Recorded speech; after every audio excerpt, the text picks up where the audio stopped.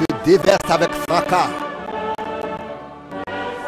sur le chemin qui mène au ciel, sur le sentier qui mène au ciel, le sentier céleste. Je dois le chanter à Jésus pour son honneur. Il est ma gloire, lui uniquement, ma lumière, ma vie, mon rayon de soleil. Il est mon tout, lui. Tu es mon tout, toi seul.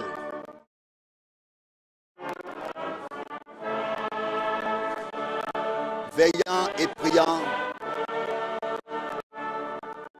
levant les yeux vers le ciel, jusqu'à que mon âme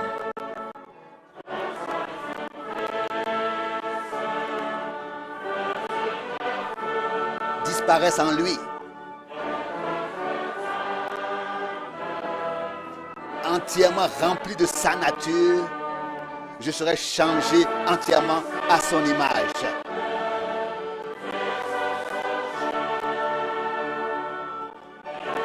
Ça, je dois le chanter à Jésus pour son honneur. Il est ma gloire, lui et lui seul, ma lumière, ma vie, mon rayon de soleil. Oh, toi, mon tout, toi seul.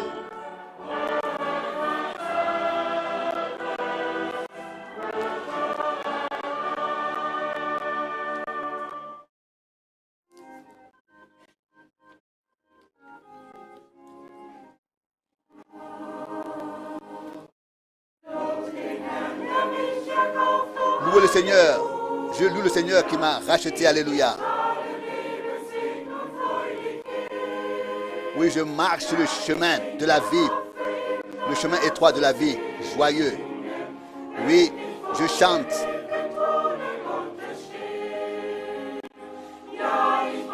J'ai cette expérience vivante de chanter toujours.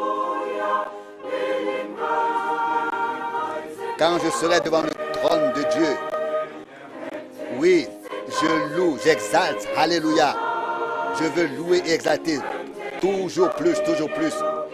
Si j'avais 1000 langues, 1000 vies pour le louer,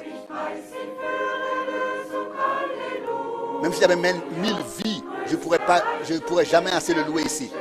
Oh, je le loue pour la rédemption, alléluia. La plus grande richesse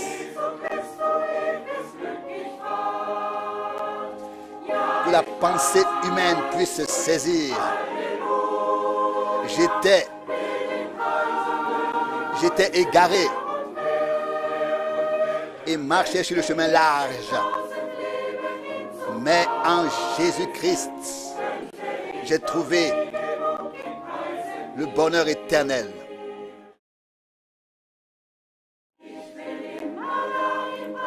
Je veux toujours le louer. Alléluia. Il m'accorde la joie et la paix en tout temps. Il m'a affranchi, délivré et a purifié mon cœur. Et à son service, je trouve la satisfaction. Alléluia. Je le loue. Alléluia. Je le loue. Je le louerai toujours plus, toujours plus. Si j'avais 1000 vies pour le louer, je ne pourrais pas assez le faire ici.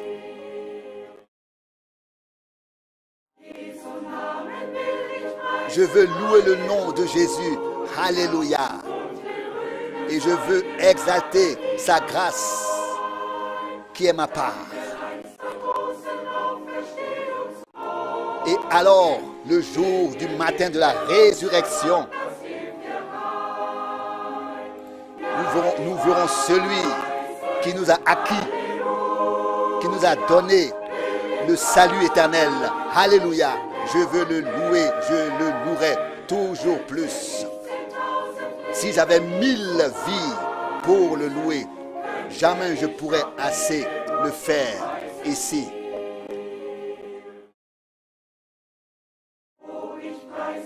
Oh, je le loue pour la puissance qu'il accorde. je me précipite vers le but qu'il m'a fixé.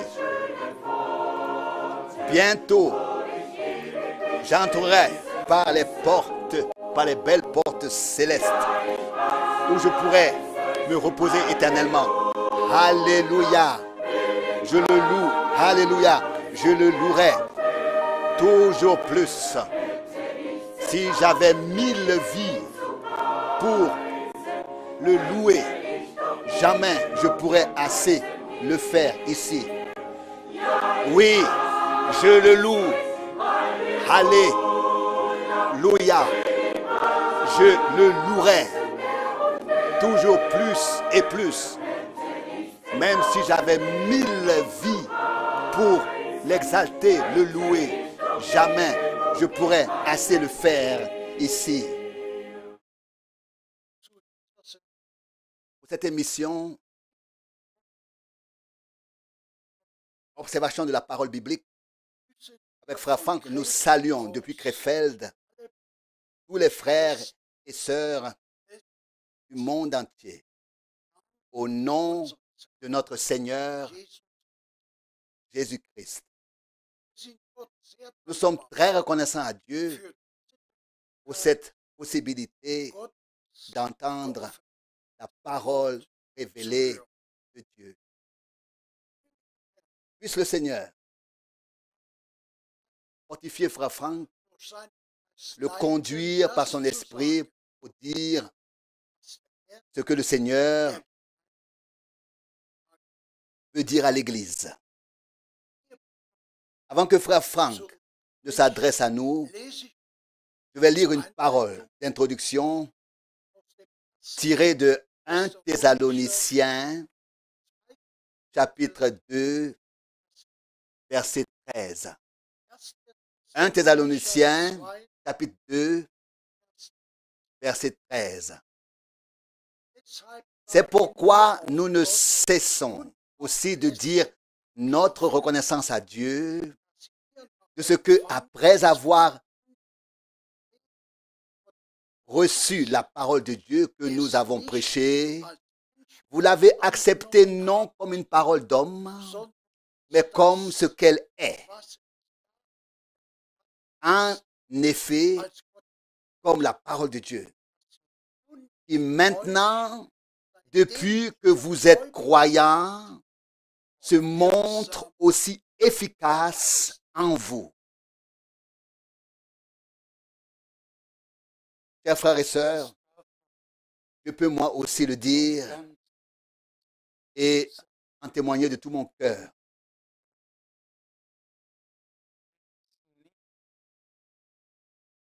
Rien d'autre n'a été annoncé, prêché que la sainte parole de Dieu, comme le Seigneur me l'a ordonné.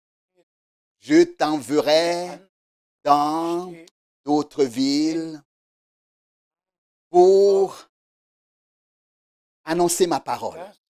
Ça, c'est le mandat divin qui m'a été confié, donné, et je l'ai accompli dans le monde entier au cours des 55 dernières années, dans le monde entier. Je suis très reconnaissant au Seigneur pour cela. Aujourd'hui, je ne peux pas, n'est-ce pas, présenter personnellement les nombreuses salutations. Il y a un tel nombre de frères du monde entier qui nous envoient leurs salutations et qui sont en contact avec nous et avec le Seigneur, qui sont liés avec nous et avec le Seigneur. Mais je voudrais rappeler deux choses en particulier. Premièrement, à tous les frères qui m'ont fait remarquer que la semaine dernière,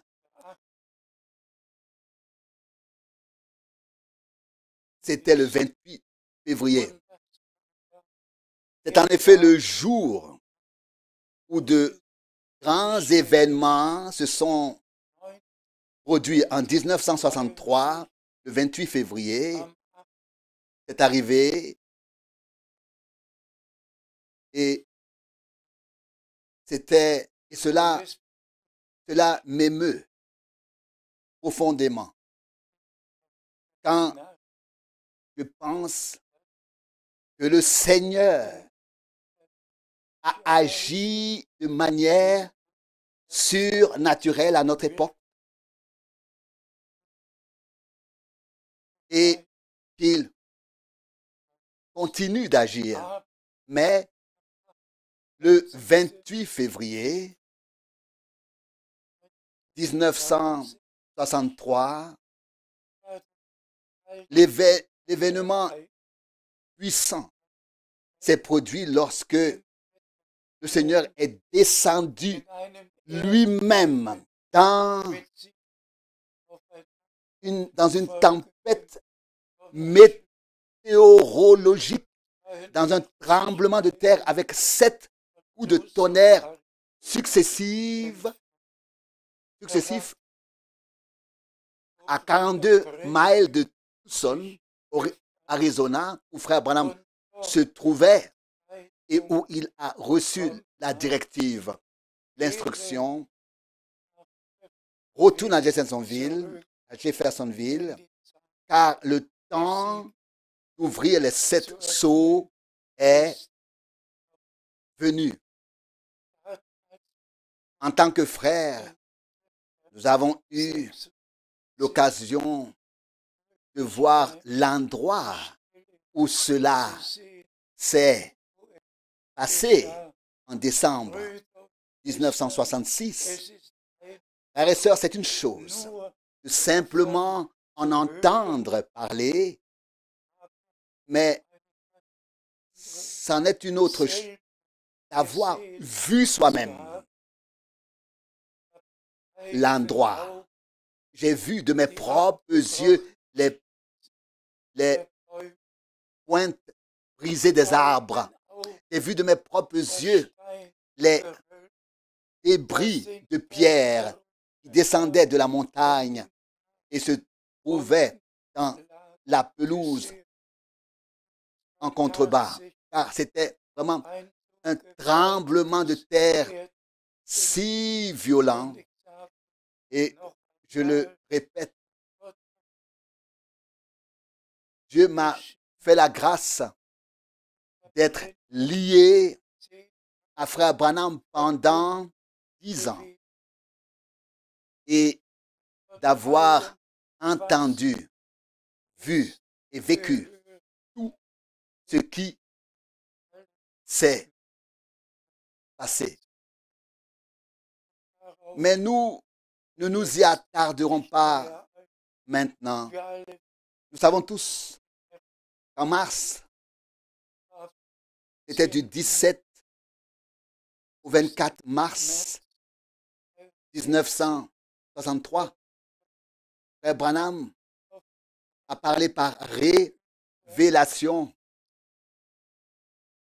des 7 sceaux et en général de ce qui est écrit dans les 22 chapitres de l'Apocalypse. Nous sommes simplement reconnaissants de vivre à l'époque, juste avant le retour de Jésus-Christ, où toutes ces choses sont révélées et doivent être transmises à l'Église afin que tous ceux qui participeront à l'enlèvement soient informés de tout et vivent leur préparation personnelle. Lisons encore quelques passages bibliques. Mais avant cela, je voudrais souhaiter de tout cœur la bénédiction de Dieu à notre frère bien-aimé en Iran. Il traduit en effet dans la langue farsi qui est très répandu dans les environs. Là aussi, que ce soit en Iran ou en Afghanistan, le message est diffusé et propagé partout. Et nous en sommes reconnaissants. S'il te plaît. Nous lisons de Marc 1, verset 1 à 3. Marc 1, évangile de Marc, chapitre 1, verset 1 au verset 3. Le message du salut de Jésus-Christ, le Fils de Dieu, a le commencement suivant. Comme il est écrit dans le prophète Ésaïe. Voici, que j'envoie mon messager devant toi.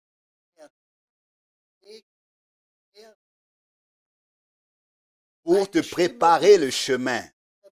Une voix crie dans le désert. Préparez le chemin du Seigneur. Rendez droit ses sentiers. Loué soit le Seigneur. Directement dès le commencement, dès le début, il nous est dit comment tout a commencé. Non pas comme les scribes l'ont interprété, mais comme il était écrit dans le prophète Ésaïe, chapitre 40, et dans Malachie 3, verset 1. Verset 1. Frères et sœurs, pour moi, cela a une telle signification. J'espère que vous le comprendrez. De même que tout a commencé avec l'ensemble du plan de salut de Dieu, comme cela a été prédit par les prophètes. Comme cela a été prédit par les prophètes. De même, tout s'achève comme cela a été prédit par les prophètes, par les apôtres. Laissez-moi insister, en particulier par notre bien-aimé Seigneur et Rédempteur Jésus-Christ lui-même en personne. Et c'est ce que nous allons lire maintenant. S'il te plaît. Nous lisons Matthieu 24, versets 3 et 4. Matthieu 24, versets 3 et 4. Comme il s'était assis sur le mont des Oliviers, les disciples restés seuls s'approchèrent de lui avec cette question. Dis-nous, quand ces choses arriveront-elles? Et quel est le signe de ton retour et de la fin du monde? Jésus lui répondit, Jésus leur répondit, prenez garde, que personne ne vous égare. Remerciez soit le Seigneur pour cette parole. En effet, j'ai souvent été en Israël. J'étais sur le mont des Oliviers. J'ai regardé en bas à travers la vallée où l'on voit à droite le jardin de Gethsémane, puis le mont du Temple. Et frères et sœurs, de même que les disciples sont venus à l'époque interroger notre Seigneur et qu'il leur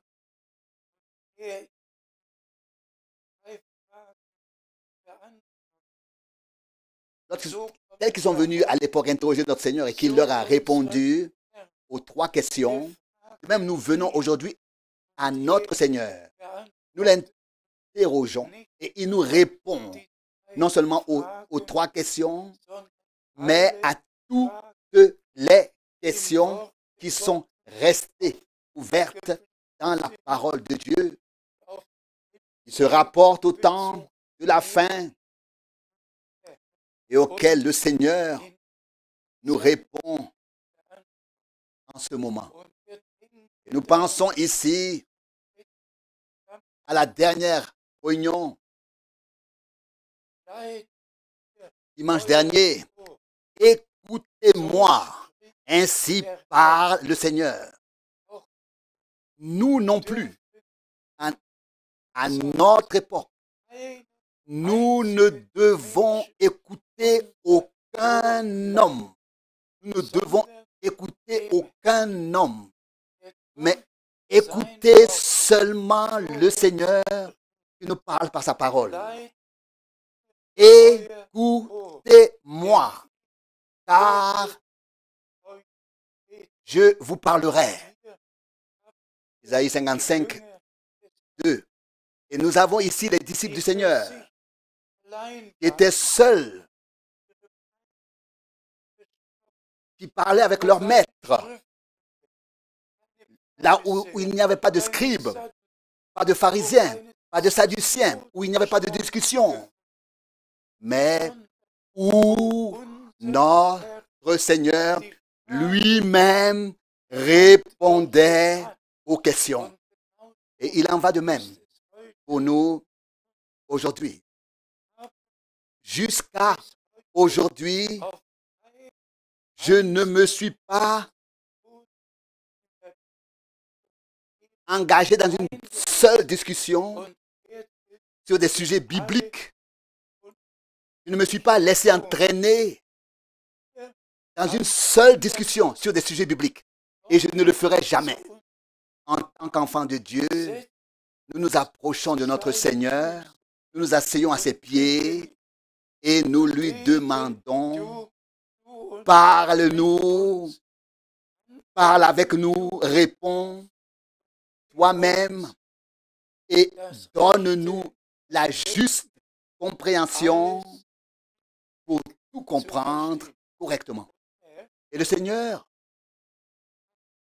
leur a effectivement répondu au sujet de ce qui allait arriver au temple, à Israël, à Jérusalem. Il leur a répondu sur ce qui allait se passer, à savoir que le message divin du salut serait prêché à toutes les nations en témoignage et qu'ensuite viendrait la fin. Il a répondu à tout jusqu'au retour du Seigneur, où 2 seront sur le même lit, 2 seront dans les champs, 2 seront ici, 2 seront là, et l'un sera pris et l'autre laissé.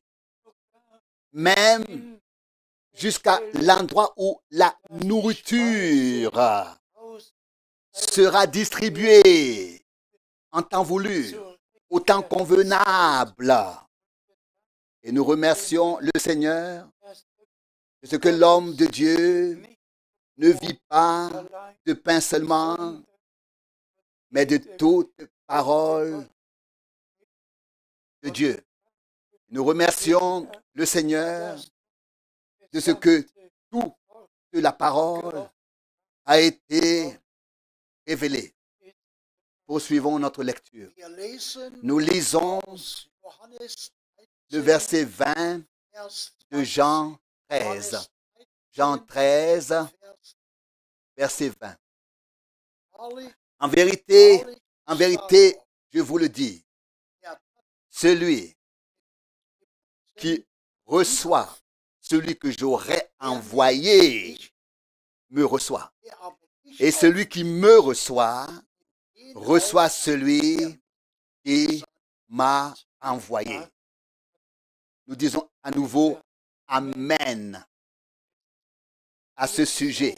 Il en est vraiment ainsi. Et nous l'avons entendu au début de l'introduction. De Jean-Baptiste, le prophète promis. Le prophète promis qui s'est présenté avant la première venue du Christ et lors de sa première venue comme un homme envoyé par Dieu. Et tous ceux qui l'ont reçu se sont rendus au Jourdain, se sont repentis, ont confessé leurs péchés et ont été baptisés par lui. Ils n'ont pas seulement parlé d'un envoi, mais ils ont obéi et se sont fait baptiser autrefois en vue du pardon qui nous serait accordé à tous lorsque l'agneau de Dieu mourrait sur la croix à Golgotha et donnerait son sang pour nous. Permettez-moi d'insister encore une fois sur ce point. Il ne nous sert à rien aujourd'hui de savoir que Dieu a envoyé autrefois Jean-Baptiste. Nous devons savoir qui Dieu a envoyé à notre époque. Nous devons savoir ce que Dieu a promis pour notre époque. Et c'est ce que nous allons lire maintenant. S'il te plaît, nous lisons de Matthieu 10, versets 40 et 41. Matthieu 10, versets 40 et 41.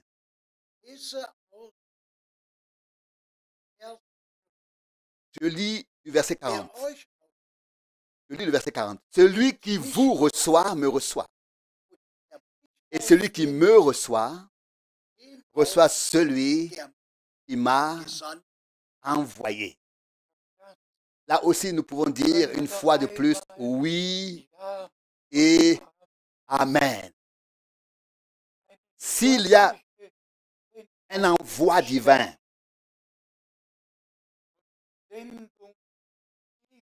qui a lieu et que cet envoi divin est bibliquement fondé et basé sur la Bible, celui qui passe à côté de cet envoi est un blasphémateur et ne peut avoir aucune part à ce que Dieu fait. Seul celui qui reçoit celui que Dieu envoie recevra aussi par la foi et vivra personnellement ce que Dieu a promis et a annoncé. Au suivant. Maintenant, nous lisons le verset 41. Celui qui reçoit un prophète en qualité de prophète, parce qu'il est justement un prophète, recevra une récompense de prophète. Et ça, c'est simplement puissant. C'est tout simplement merveilleux de savoir que ce que le Seigneur a dit, et vous remarquez bien, vous remarquez le sérieux de la chose, la gravité de la chose. Celui qui reçoit un prophète que Dieu a promis et qu'il envoie, celui qui le reçoit, il recevra la récompense d'un prophète. Et nous remercions le Seigneur de ce que notre récompense sera exactement la même que celle du prophète que le Seigneur a envoyé à notre époque. Nous passons au passage biblique suivant. Nous lisons de 2 Pierre, chapitre 1, versets 3 et 4. 2 Pierre 1, verset 3. Sa divine puissance, en effet, nous a donné tout ce qui est nécessaire à la vie et à être comme Dieu par la connaissance de celui qui nous a appelés par la gloire et la vertu qui lui sont propres. Que le Seigneur en soit remercié. Veuillez tous lire et relire ce qui a été lu. Dieu nous a vraiment tout donné en Jésus-Christ, notre Seigneur et Rédempteur. Mais il veut faire de nous des enfants de Dieu obéissants. Vraiment, des enfants de Dieu qui sont vraiment obéissants. Et dans la foi, acceptent ce que Dieu nous a promis pour avoir une part directe dans ce que Dieu fait actuellement. C'est de cela qu'il s'agit aujourd'hui. Et c'est pourquoi il est écrit, aujourd'hui, si vous entendez sa voix, disons-le encore une fois, que celui qui a des oreilles entende ce que l'Esprit a à dire aux églises. Et répétons-le, comme c'est écrit dans Ésaïe 55. Écoutez-moi. Et répétons aussi cela. Jésus a pris ses disciples à part sur le mont des Oliviers et a parlé avec eux. Puissent ces trois choses se produire maintenant dans notre vie. C'est ma prière et ma foi que cela arrive par grâce. Nous vivons au milieu de l'accomplissement de ce que Dieu a promis. S'il te plaît, nous lisons verset 4 maintenant. 2 Pierre 1, verset 4. C'est par elle qu'il nous a donné, en nous assurant de sa part, les plus grandes promesses précieuses et extrêmement importantes, afin que par elle, nous échappions à la corruption qui règne dans le monde par suite de la convoitise des sens et que nous devenions participants à la nature divine. C'est là aussi une parole puissante. Les promesses les plus importantes, les plus précieuses ont été faites afin que toi et moi, nous puissions avoir une part directe à la nature divine en ce temps. Lorsque la parole divine est déposée en nous comme une semence, les conditions sont réunies, sont créées pour que nous prenions part à la nature divine. Car la parole est la sainte parole de Dieu. Et les promesses sont les saintes promesses de Dieu. Et s'il vous plaît, remarquez, parce qu'il est tout simplement très, très important de ne pas seulement dire nous croyons aux promesses et nous avons part à la nature divine, mais de vraiment prendre à cœur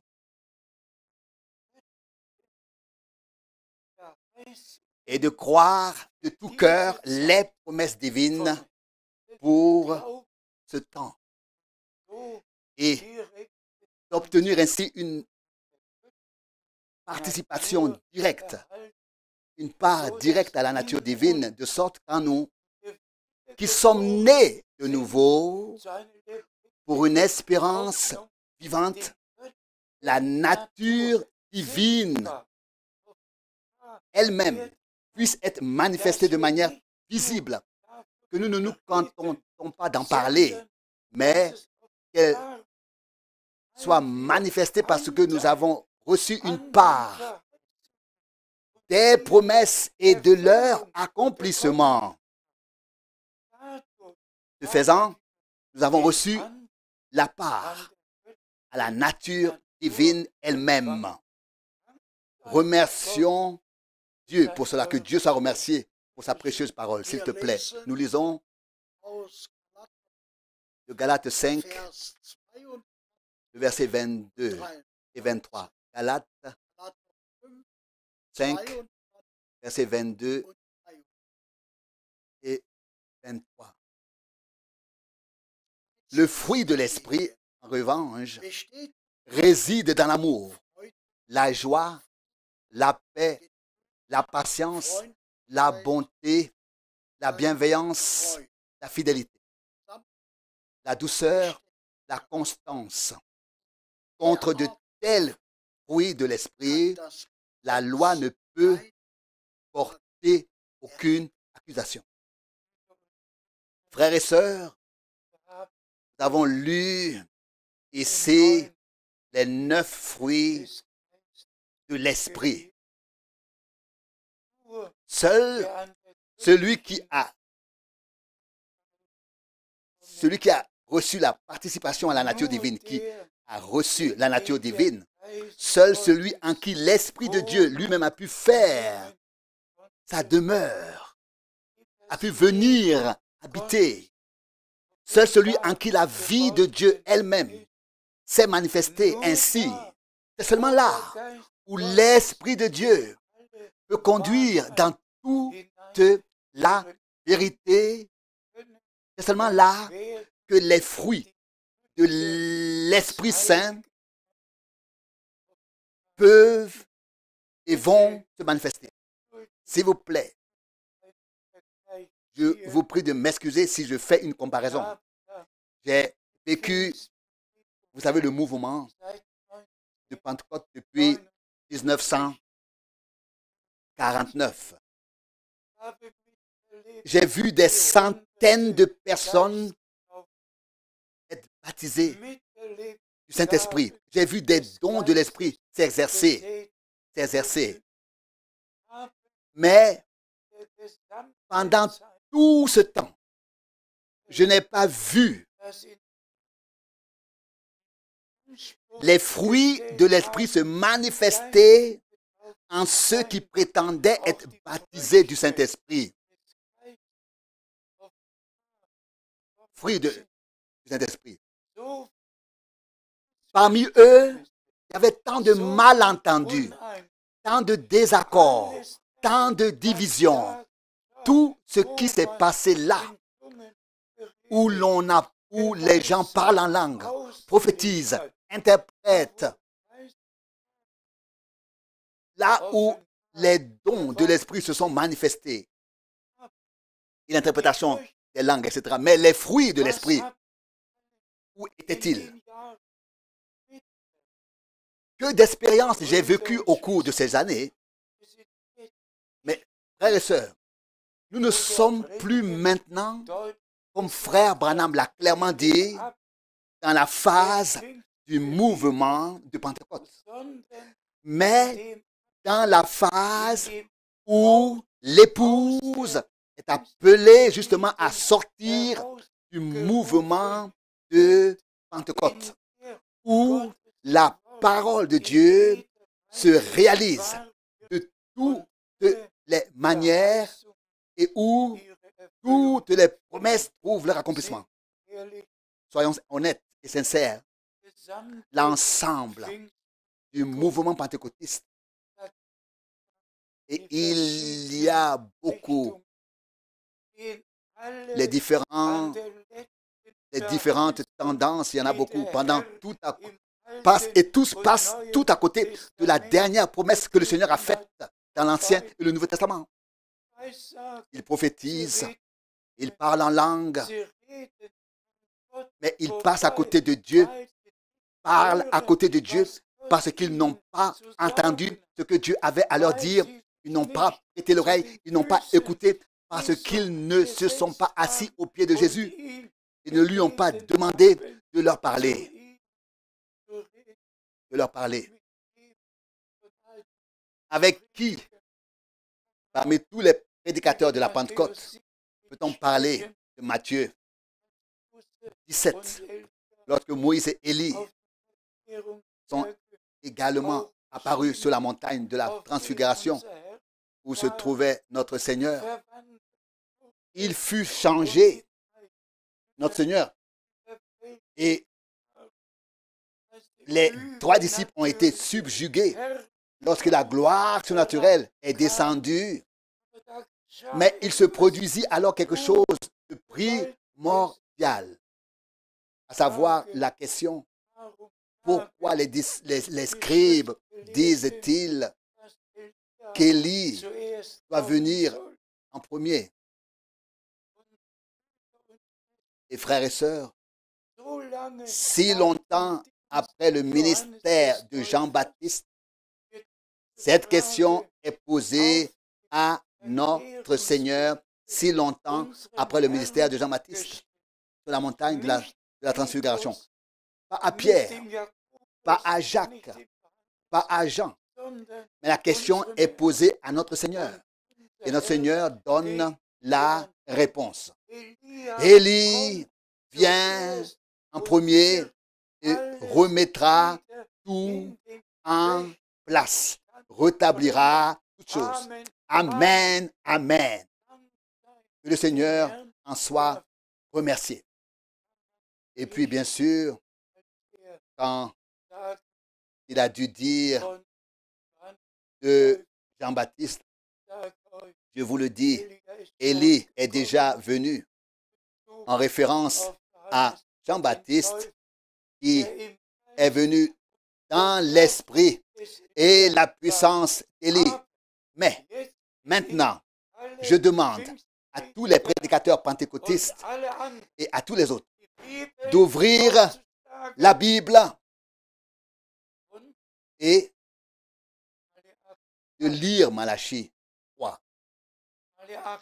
Malachie 3, c'est ainsi par le Seigneur, en rapport avec le ministère de Jean-Baptiste. Mais pas Malachie 4, car c'est ce qui nous est dit directement dans Marc 1, verset 1. Et c'est ce qui nous est confirmé dans d'autres passages bibliques. Mais à notre époque, Malachie 4, c'est accompli. L'Éternel Dieu a envoyé un prophète comme Élie pour remettre toutes choses en place, pour rétablir toutes choses, pour ramener les cœurs des enfants de Dieu à la foi des pères. Est-ce qu'un prédicateur pentecôtiste croit cela, frères et sœurs? Seuls les vrais enfants de Dieu, les enfants de la promesse, car c'est ainsi que Paul l'a écrit. Vous, frères, vous êtes, à la manière d'Isaac, des enfants de la promesse. Seuls les enfants de la promesse croient la parole de la promesse. J'espère que tous sont reconnaissants pour la clarté de la parole de Dieu, pour la clarté dans la parole de Dieu. S'il te plaît, nous lisons maintenant Galates 4, verset 28. Galates 4, verset 28. Mais vous, frères, vous êtes à la manière d'Isaac, des enfants de la promesse. Remerciez soit le Seigneur, car je viens justement de le dire. Et je ne m'adresse pas aujourd'hui à un mouvement pentecôtiste, mais à ceux qui ont entendu la voix du Seigneur. Vous, mon peuple, sortez, séparez-vous, ne touchez à rien d'impur, et je vous accueillerai. Je serai pour vous un père, et vous serez pour moi des fils et des filles. 2 Corinthiens 6. Aujourd'hui, le Seigneur parle à ceux qui sont assis aux pieds de Jésus, qui n'écoutent aucun scribe, aucun prédicateur non plus, aucun pasteur, aucun homme. Ils n'écoutent aucun homme, vraiment. Mais seulement le Seigneur Dieu, la parole que le Seigneur nous a adressée. Loué soit son nom. Vous qui pouvez croire maintenant, vous faites partie des élus. Remerciez le Seigneur pour cela, s'il te plaît. Nous lisons Hébreux 6, verset 17. Hébreux 6, verset 17. C'est aussi pour cette raison que Dieu, parce qu'il voulait rendre particulièrement clair aux héritiers de sa promesse l'immuabilité de sa volonté, s'est porté garant par un serment. Par un serment. Remercié soit le Seigneur. Ce que Dieu a promis est immuable. On ne peut pas le changer. Il a confirmé par un serment. Frères et sœurs, remerciez le Seigneur Dieu de ce que vous pouvez maintenant croire, ce que Dieu a promis. Et s'il vous plaît, ne vous focalisez pas sur vous-même, ni sur les circonstances dans lesquelles vous vous trouvez. Partout, il y a de la détresse dans les familles, dans les mariages, dans les couples. Il y a de la maladie, il y a des épreuves chez les jeunes, chez les adultes, partout. Mais le Seigneur dit, mettez-vous à part, ne touchez à rien d'impur. Nous sommes dans le monde, mais pas du monde.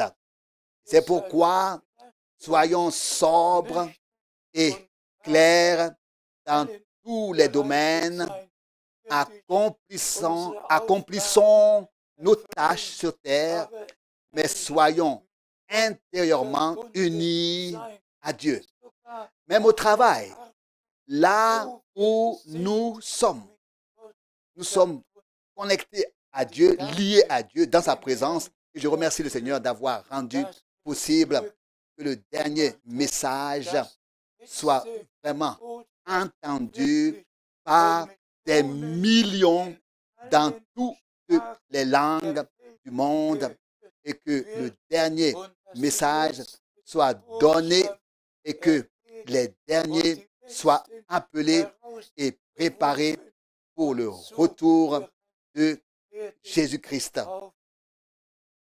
De Jésus-Christ. S'il te plaît. Nous lisons de Romains 8, verset 30. Romains 8, verset 30. Et ceux qu'il a prédestinés, il les a aussi appelés. Et ceux qu'il a appelés, il les a aussi justifiés. Et ceux qu'il a justifiés, il leur a aussi donné la gloire céleste. Loué et exalté soit notre Seigneur. Il a accompli une œuvre de rédemption parfaite. ceux qu'il a connus à l'avance, ceux de qui il savait qu'ils croiraient. Il les a prédestinés, il les a appelés, il les a justifiés, il les a sanctifiés, il les a destinés à contempler sa gloire. Et frères et sœurs, parce que vous croyez à la promesse faite pour ce temps, vous avez l'assurance que le Seigneur vous a connu à l'avance, vous a prédestiné, vous a appelé, justifié et même sanctifié, et qu'il vous a déjà transporté dans la gloire céleste. Louons et remercions notre Dieu pour cela. S'il te plaît. Nous lisons Hébreux 10, verset 14. Hébreux 10, verset 14. Car c'est par une seule offrande qu'il a fait parvenir pour toujours au but ceux qui se sont laissés sanctifier. Amen et encore une fois, Amen. Frères et sœurs, dites-le. Ne sont-ce pas là des paroles puissantes? Tous ceux qui maintenant se laissent maintenant sanctifier par lui. Oui, comment? Comment? Se laisser sanctifier par lui. Sanctifie-les dans ta vérité, ta parole est la vérité. La sanctification divine ne peut se faire qu'en ceux qui ont reçu la sainte parole de Dieu, la parole promise. Car ce n'est que par et dans cette sainte parole que nous pouvons être sanctifiés. Et imaginez un peu tous ceux qui se laissent sanctifier par lui. Il les a déjà amenés au but. Que tu puisses comprendre cela sur le moment ou non, mais tu peux le croire. Crois-le. Crois-le parce que Dieu l'a dit ainsi. Au moment où nous nous laissons sanctifier par lui, cela, il les a amenés au but pour toujours déjà. Le Seigneur est tout simplement miséricordieux, compatissant et d'une grande bonté. Il a fait de grandes choses pour nous tous. Oh, nous sommes tellement reconnaissants au Seigneur pour toutes les paroles que nous avons lues. Et je le répète, il est important que nous consultions tous la Bible en toutes choses pour savoir exactement quel passage s'applique à quel moment, dans quel contexte et comment et quand ils s'accomplissent. Et en ce qui concerne aussi la fin des temps, notre Seigneur a parlé en particulier dans Matthieu 24 de tout ce qui se passerait avant le retour de Jésus-Christ, avant le retour de Jésus-Christ. Il a parlé de guerre et de cris de guerre, de famine et de temps difficiles, de tremblements de terre, de tout ce qui s'abattra maintenant sur le monde entier. Chaque jour, nous entendons de nouvelles nouvelles. Et toujours, en tant que véritables croyants, nous pensons à ce que notre Seigneur a dit en relation avec cela. Quand tout cela arrivera, relevez la tête, car votre rédemption approche. Nous levons nos têtes, car, frères et sœurs, nous ne vivons pas au début de la fin des temps, mais à la fin de la fin des temps. toutes les promesses, même le retour d'Israël sur la terre promise, tout s'est réalisé à notre époque. Et depuis 1948, nous avons particulièrement vu, après la Seconde Guerre mondiale, toutes les prophéties bibliques s'accomplir dans le monde entier. Nous levons tous la tête et savons que notre rédemption est proche. Nous avons tous vieilli au fil des ans, et moi aussi, mais grâce soit rendue au Seigneur, Dieu, que nous vivions maintenant et que nous puissions maintenant croire que Dieu a envoyé son serviteur et prophète comme il l'a lui-même confirmé sur la montagne de la transfiguration. Et je le répète à dessein. Sur la montagne de la transfiguration. Et cela en présence de Moïse et d'Élie. En présence de Pierre, de Jacques et de Jean. Élie vient en premier. L'avenir, ça c'est futur. Élie viendra premièrement, futur. Et rétablira toutes choses, futur.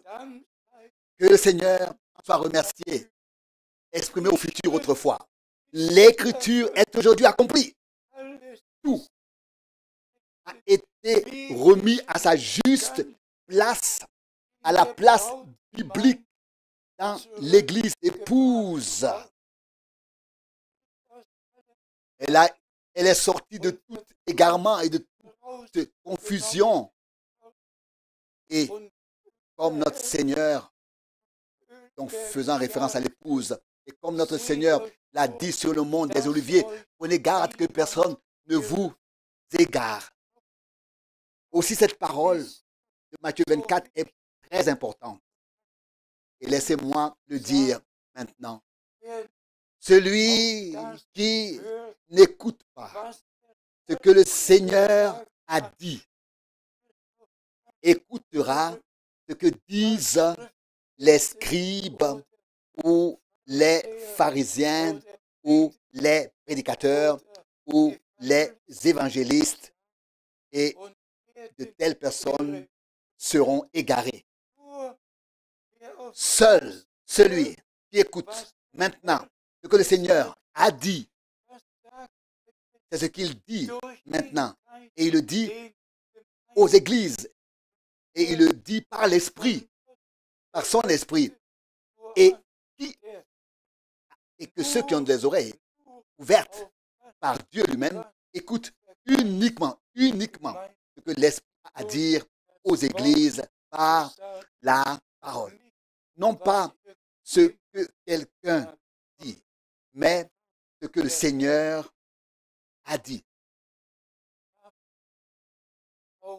Je peux le dire avec foi pour tous. Nous ne sommes plus assis au pied d'un homme, mais au pied de notre Seigneur lui-même. Nous écoutons ses paroles et en tant qu'enfants de la promesse, nous croyons tout ce qu'il nous a promis et nous vivrons tout jusqu'à la promesse où il est écrit: je m'en vais vous préparer une place et je reviendrai vous prendre auprès de moi. Ceux qui l'écoutent maintenant entendront également sa voix lors de son retour et seront présents lorsque le Seigneur reviendra pour ramener les siens à la maison. Remercions notre Dieu pour la rédemption accomplie. Merci à Dieu pour sa parole révélée. Remercions Dieu pour le Saint-Esprit qui nous conduit dans toute la vérité. Et maintenant, frères et sœurs bien-aimés, je demande que nous nous levions tous et que frère Borg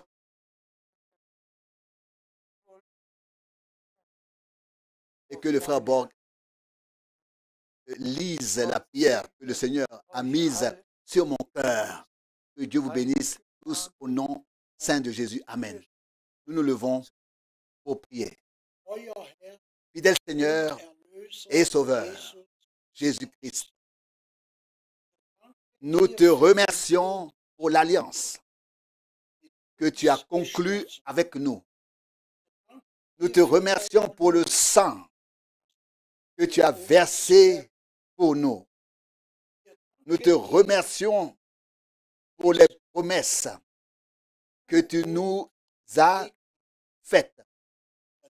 Nous te remercions de ce que tu les accomplis dans nos vies. Amen. Amen.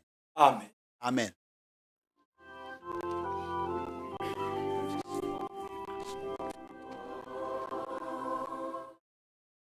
Glorieux message d'amour.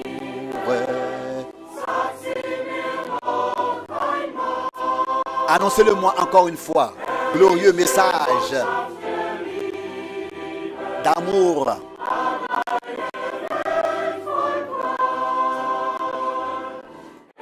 Dans un monde de souffrance, les anges enchantés l'annoncent. Les bergers étonnés l'écoutent. Et toi, lié dans le péché, écoute, ce message est valable pour toi, est adressé à toi. Message d'amour.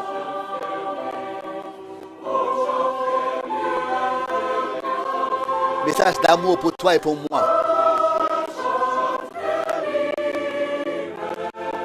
Message glorieux d'amour. Message d'amour pour toi et pour moi.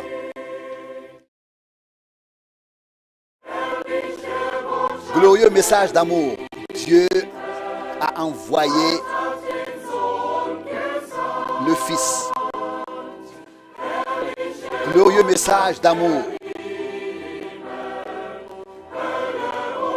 Il a banni l'enfer et la mort. Mourant à Golgotha, s'offrant lui-même pour nous.